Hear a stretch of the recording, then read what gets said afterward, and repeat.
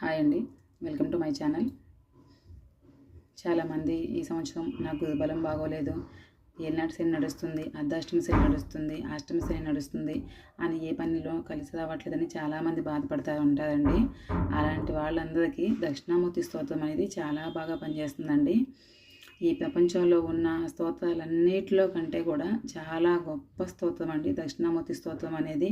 మనం ప్రతిరోజు కనకదార స్తోత్రం కానీ, హనుమాన్ చాలీసా అని, లలిత సహస్రనామాలు అన్నీ చాలా చదువుతామండి.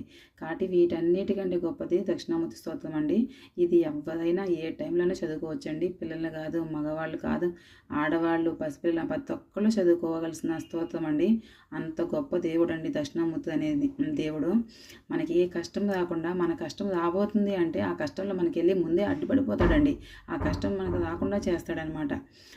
గురుబలం ఒక్కటి బాగుంటే మన జాతకం అంతా బాగున్నట్టేనండి. కాబట్టి ప్రతి ఒక్కళ్ళు